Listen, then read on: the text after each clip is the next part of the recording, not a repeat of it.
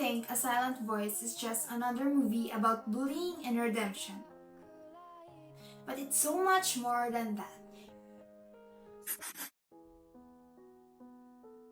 It's an exploration of guilt, trauma, and self-redemption, wrapped up in an emotionally charged story. And the best part? We can actually break down these psychological layers using Freud's theory. Yes, the same Freud who gave us ideas of the id, ego, and superego. But here's the big question. Is this film any good? Well, I think it is. But let's dive into why. Let's see how A Silent Voice gets it right on a psychological level. So, let's start with Shoya Ishida. When we first met him, he was a pretty messed up kid. He bullies Shoko and it's clear that he doesn't really care about the consequences. But as we know, guilt doesn't just disappear. Freud would say this is where it comes in. Shoya is acting purely on his impulses. He wants to have fun without thinking about how Shoko might feel. But then, the superego kicks in. Once Shoya is shunned by his classmates, he's filled with guilt. His conscience becomes overwhelming and he starts to shut himself off from everyone around him. The excess over people's spaces symbolize Shoya's self-inflicted punishment. He literally sees himself as unworthy of connection. This is repression. Shoya can't handle the shame, so he hides away from the world.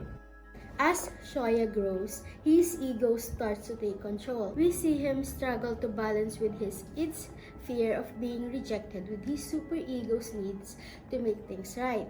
Take the bridge scene for example. He's standing on the edge, caught between letting go of the past and facing his mistake. We can see him wrestling with himself. He's scared, but he knows he has to move forward. And the water symbolism? That is somewhat the key. Freud said that water is often a symbol of cleansing. Whenever Shoya is near water, we see him inching closer to emotional healing, slowly purging with guilt that has been holding him back.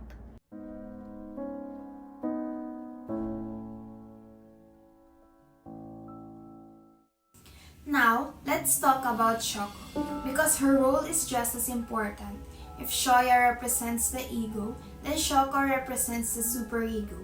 She is the moral compass, always seeking forgiveness for things that weren't her fault. Freud had this idea called the death drive. When someone is so filled with guilt, they start to seek self-destruction, even unconsciously. We see this in Shoko, especially in that rooftop scene.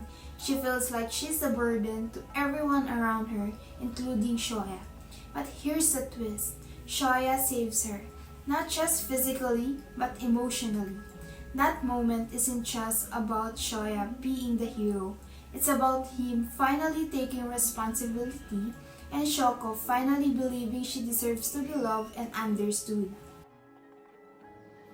So, is A Silent Voice a good film? Honestly, it's more than that. It's a masterpiece. Not because of its animation or its story, but because of how deeply it explores human psychology.